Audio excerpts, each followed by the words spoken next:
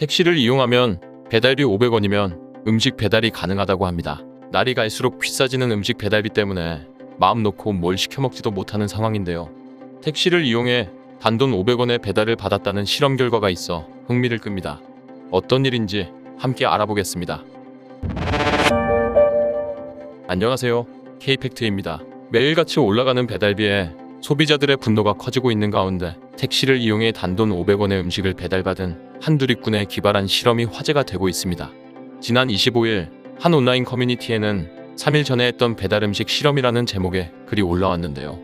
자신을 당구장 아르바이트생이라고 밝힌 게시자는 아저씨들이 밥 시켜달라고 해서 배달 앱을 켰다. 근데 배달비가 4,000원까지 올랐더라고 말문을 열었습니다.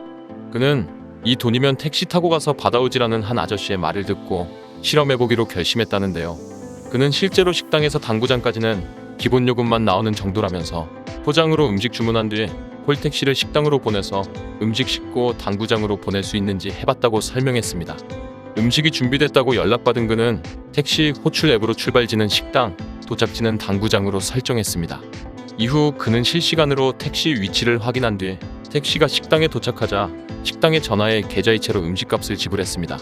그리고선 음식은 택시에 실어서 보내달라고 요청했다고 합니다. 그러면서 그는 택시 기사님도 음식은 처음 배달해본다고 하셨다. 작은 물건이나 서류 같은 건 퀵서비스처럼 보내는 사람도 있다고 하더라라며 음식을 무사히 배달받았다고 밝혔는데요. 그러면서 택시비는 3,500원 들었다. 포장 주문으로 3,000원 할인받아 총 배달비는 500원밖에 안 들었다고 말했습니다. 그렇다면 이 실험이 실제 배달 문화로 자리 잡을 수 있을까 하는 궁금증이 생깁니다.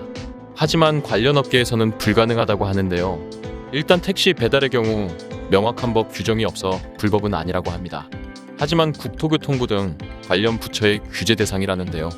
택시는 노선 사업자가 아닌 구역 사업자이지만 정부에서는 별도의 허가 조항이 생길 때까지는 택시로 음식이나 수화물을 배달하는 건 어렵다는 입장이라고 합니다.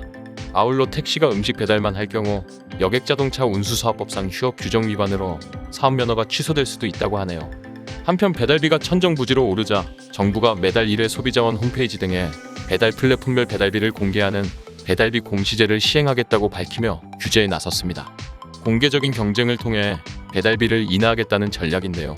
그러나 이미 배달기사 앱을 통해 평균 배달료가 공개되는 상황에서 공시제가 실효성이 있을지 의문이라는 목소리가 나오고 있습니다.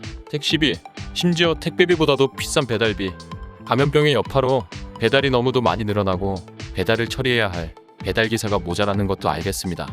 또한 중간에 앱을 이용해 수익을 취하는 사업자도 있기에 배달비는 내려갈 수 없을 것 같다고 전문가들은 이야기한다고 하는데요.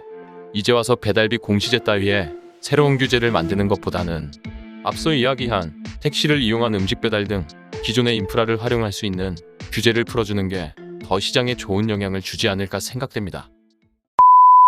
지금까지 K팩트가 전해드렸습니다. 구독과 좋아요는 영상 제작에 큰 힘이 됩니다. 오늘도 좋은 하루 보내시기 바랍니다. 감사합니다.